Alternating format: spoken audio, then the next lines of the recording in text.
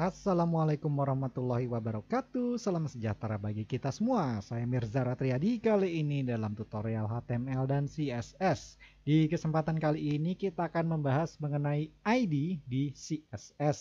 Nanti kita akan bahas apa itu ID, terus cara mendefinisikannya, kemudian penggunaan ID itu seperti apa, dan apa bedanya class dan ID. Karena mereka ini mirip sebenarnya. Oke, ID. ID itu sebenarnya mirip dengan CSS. ID itu sebuah kelompok codingan tertentu untuk mengubah tampilan-tampilan pada beberapa elemen HTML. Sama dengan class, fungsinya mirip. Fungsinya sebenarnya sama sih, cuman ada bedanya. Nanti kita akan bahas. Pertama kita harus definisikan dulu ID itu seperti apa dan penggunaannya seperti apa. Oke, kita langsung masuk ke codingan ya. Di sini ada codingan, codingan dari pertemuan sebelumnya yang saya agak ubah. Di sini ada dua buah heading, judul-judulan dan judul kedua. Lalu ada sebuah paragraf dan sebuah ordered list. Oke, untuk membuat ID, fungsinya sama dengan class. Kita bisa mengubah elemen tertentu. Untuk membuatnya juga hampir mirip sama mirip dengan class, cuman bedanya untuk penamaannya ID harus diawali dengan tanda pagar, tanda hashtag seperti ini. Kemudian beri nama ID, misalnya merah, misalnya ya. Yang namanya ID itu harus unik, Misalnya ada ID merah, kita nggak bisa bikin ID berikutnya merah juga seperti ini. Kalau paragraf bisa ya P, terus ada P lagi gitu. Nah, kalau paragraf itu, kalau di class kita bisa bikin nama yang sama tapi inner classnya beda. Misalnya P ukuran 20, ini P ukuran 30. Nah, ini ukuran 30. Nah, ini kalau penamaan di class boleh sama depannya classnya. Tapi kalau di ID kita nggak boleh menggunakan nama yang sama-sama merah gini. Oke, ini hapus saja. Oke, misalnya saya buat sebuah ID namanya merah. Fungsinya untuk mengubah warna teks yang ada di dalam sebuah elemen supaya menjadi warna merah. Color red. Oke. Kemudian ada ID juga namanya hijau. Oke, jangan lupa kurung kurawal sama seperti class. Kemudian color saya ganti jadi green. Oke, save. Oke, untuk menggunakannya hampir mirip juga. Kita bisa gunakan pada elemen-elemen seperti heading, paragraf, terus ordered list seperti ini. Nah, ini salah satu perbedaan dari antara class dan ID ya. Kalau class itu kan kemarin kita mau mengubah paragraf, kita harus bikin kelas paragraf dulu. Kita kalau mau mengubah elemen heading, kita harus buat kelas heading dulu, H1 gitu, H2, H3 dan seterusnya. Atau paragraf P1, P2, P3 dan seterusnya. P gitu, P titik bla bla bla, P titik bla bla bla. Nah, kalau di ID, nah di sini saya sudah buat merah dan hijau. Kita bisa tempatkan ID ini di dalam elemen manapun yang mau kita modifikasi. Misalnya elemen judul ini. Untuk menggunakan ID, kita gunakan keyword ID, lalu ada sama dengan dan tanda kutip ganda di dalamnya, masukkan nama ID-nya, hijau atau merah, misalnya hijau. Nah, sehingga heading ini berubah warna menjadi hijau gitu. Begitu juga kalau kita mau mengubah paragraf, sini warna paragrafnya kita ganti menggunakan ID, lalu kita ganti misalnya merah gitu. Nah, jadi dia warna merah. Gampang ya? Gampang dong. Untuk menggunakan ID ini gampang banget. Untuk membuatnya juga gampang. Membuatnya sama seperti kita bikin class, cuma metode penamanya yang berbeda. Kemudian untuk menggunakannya juga kita sisipkan di dalam elemen yang mau kita modifikasi. Kayak heading ini, heading dan paragraf ini. Termasuk di OL, ordered list. Kita masukkan saja ID, misalnya hijau. Sehingga ordered listnya berubah jadi hijau gitu. Gampang ya? Gampang dong. Oh ya, satu hal yang mesti diingat dalam pemberian nama pada ID ini sama seperti class juga mirip. Kita boleh menggunakan simbol di awalnya seperti underscore atau double underscore, kemudian tanda minus boleh.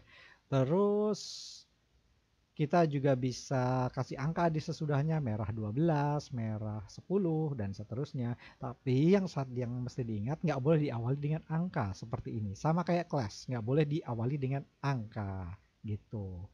Dan juga penamaannya harus unik. Nggak boleh ada dua nama ID yang sama. Ini merah, yang ini hijau. Nah ini merah, ini hijau. Unik ya namanya, berbeda satu sama lain. Nggak boleh sama. Kalau class itu boleh sama, bukan boleh sama sih, bukan boleh sama persis sih, tapi boleh sama. Contohnya kayak kita paragraf gitu, membuat class paragraf misalnya ukuran 20 gitu. Terus di bawahnya ada paragraf lagi, paragraf juga ukuran 30 gitu. Gampang ya? Gampang dong. Oke. Kita sudah pelajari yang namanya class, kita sudah pelajari yang namanya ID. Nah, yang namanya class dan ID itu juga bisa kita kolaborasikan. Kita bisa gabung pada sebuah elemen. Misalnya elemen paragraf ini. Elemen paragraf ini kita menggunakan ID yang mengubah tulisan jadi warna merah. Kita bisa gunakan sebuah class, misalnya class paragraf, karena kita mau mengubah elemen paragraf ya. Nah ini, elemen paragraf ini kita mau ubah ukurannya jadi agak besar tulisannya dan fontnya berbeda. So, maka kita harus buat sebuah class P, kemudian titik, kemudian ukuran 20 misalnya. Oke, kemudian kita ubah, jangan warnanya ya. Kemudian kita ubah font size, font size 20 pixel sesuai dengan nama kelasnya. Kemudian font family-nya, font family kita ubah jadi sans serif. Oke, kita save. Oke, kita save juga di sini.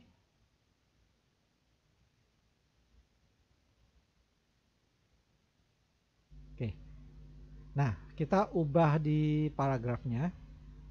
Nah, ini. Di sini udah ada ID merah. Kelasnya kita masukkan di sini, class, kemudian nama kelasnya, ukuran 20. Nah, berubah kan? Lihat. Fontnya jadi lebih besar, ukurannya 20 pixel. Dan font type-nya dia sans serif. Lihat, kayak huruf Arial ya, sans serif. Gimana, paham? Paham ya? Jadi kita bisa gabungin nih antara ID dan class untuk mengubah sebuah elemen. Oke, sekarang gini. Ukur teks ini di paragraf ini warnanya merah ya. Gimana kalau misalnya di dalam class ada elemen, ada properti pada elemen class di paragraf ini yang warnanya yang ada sebuah properti yang mengubah warna teksnya menjadi warna yang lain, misalnya ungu. Nah, jadi kelihatannya bentrok ya. Si ID ini merah, kelas UK20 ini dia mengubah warna teks menjadi ungu. Yang ini merah, yang ini ungu. Bentrok nggak? Bentrok, sebenarnya bentrok. Tapi di dalam aturan sistem HTML CSS, apabila ada properti yang sama, yang ada dua properti yang sama dan ingin mengubah nilainya, maka yang didahulukan adalah properti dari ID. prioritas penggunaan properti yang diutamakan itu adalah ID ketimbang dari class. Jadi si ID ini mengubah warna teks menjadi merah, sedangkan properti pada class P ini mengubah teks menjadi ungu. Maka prioritas warna yang diambil adalah warna dari ID. Karena secara aturan sistem antara ID dan class prioritasnya yang diutamakan adalah ID ketimbang class gitu. Paham ya? Jadi misalnya sekalipun saya ubah urutannya di sini ya, urutan codingnya di sini. Nah, ini kan kalau saya pakai class kan warnanya kan jadi ungu ya. Tapi kalau saya taruh ID di sini yang merah, ID merah, nah dia berubah jadi merah, dia tetap jadi merah. Jadi prioritas yang diutamakan antara class dan ID adalah ID gitu. Paham ya? Paham dong? Itu mengenai prioritas penggunaan antara class dan ID.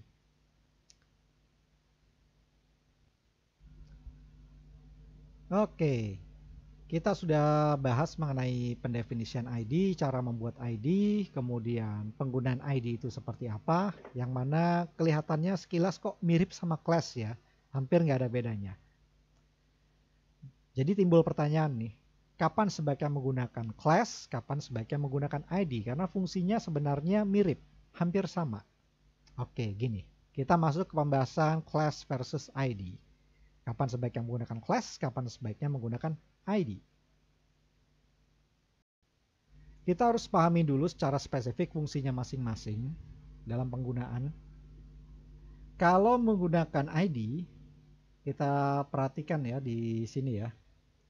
ID itu bisa ditaruh di mana aja sifatnya. Bisa ditaruh langsung ke dalam elemen apapun.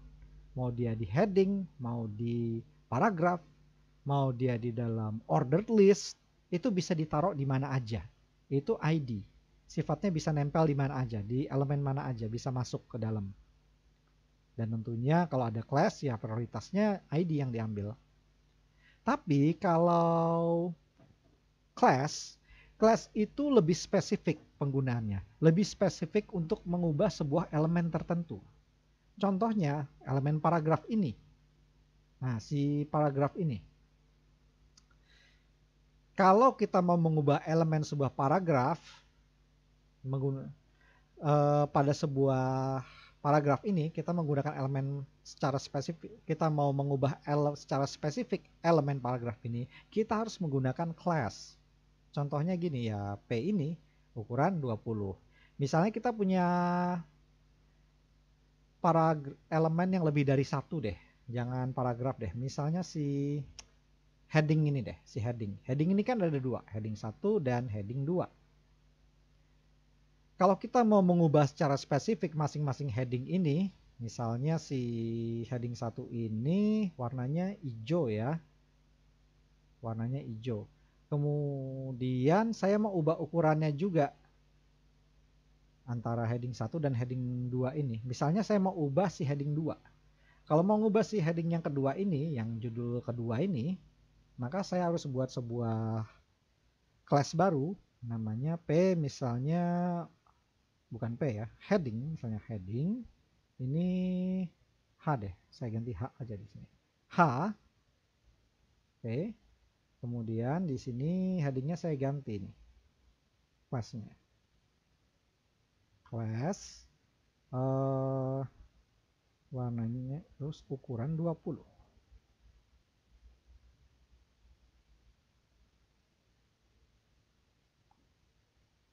Oke. Nah, ini saya hapus dulu warnanya, saya hapus nggak perlu. Oke, ini saya tampilin H ukuran 20, class UK 20, font family sans serif.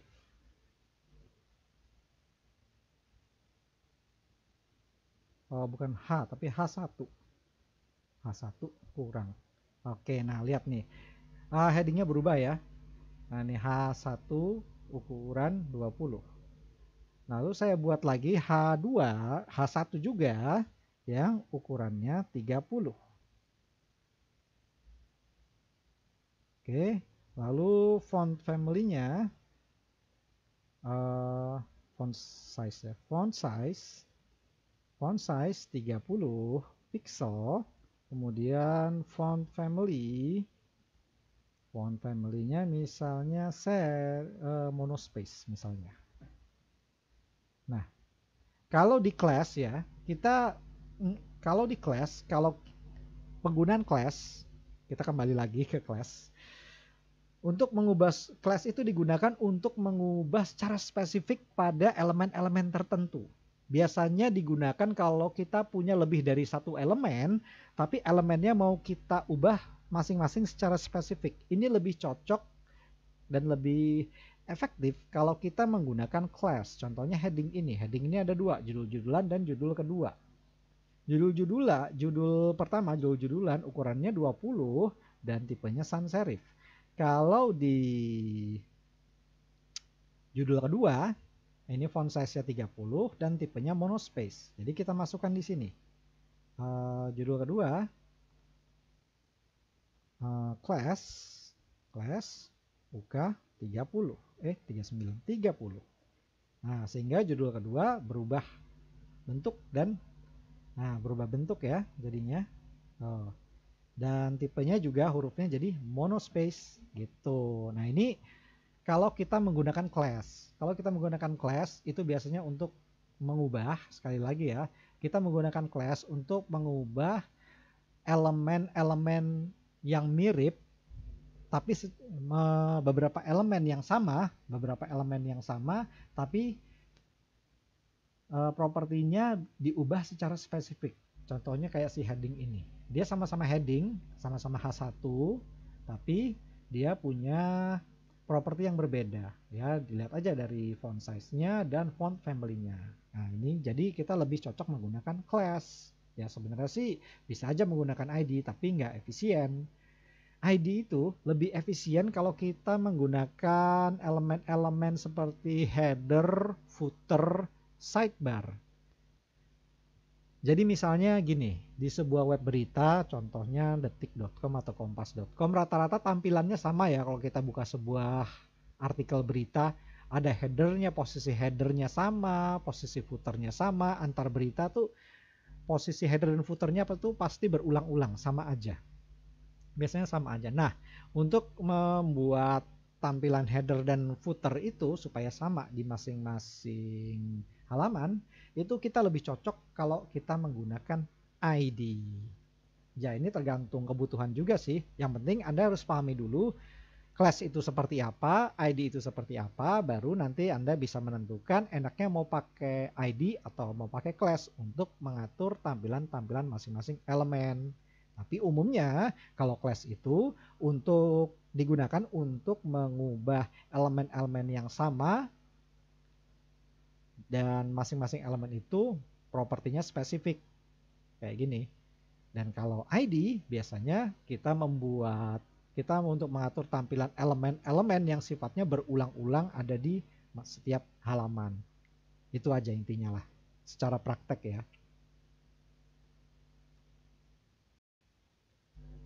Oke, gimana? Paham? Saya yakin Anda paham. Tapi kalau Anda masih kurang paham, ya saya sarankan Anda silakan praktek dulu. Silakan praktek bagaimana menggunakan ID seperti apa, lalu bisa ulangi penggunaan class seperti apa, lalu silakan Anda kolaborasikan, Anda gabungkan supaya jadi Anda bisa lebih paham bagaimana cara menggunakan class dan bagaimana cara menggunakan ID, lalu kapan yang tepat menggunakan ID dan menggunakan class. Oke, berarti di kesempatan kali ini kita sudah bahas mengenai ID di CSS. Tadi kita sudah bahas bagaimana mendefinisikan ID, kemudian bagaimana cara penggunaan ID dan apa bedanya antara class dan ID. Oke, kalau begitu dari saya kali ini cukup sekian. Mohon maaf apabila ada kekurangan. Semoga penjelasan saya dapat berguna. Oh ya, jangan lupa subscribe kalau berkenan. Sampai jumpa di lain kesempatan dan wassalamualaikum.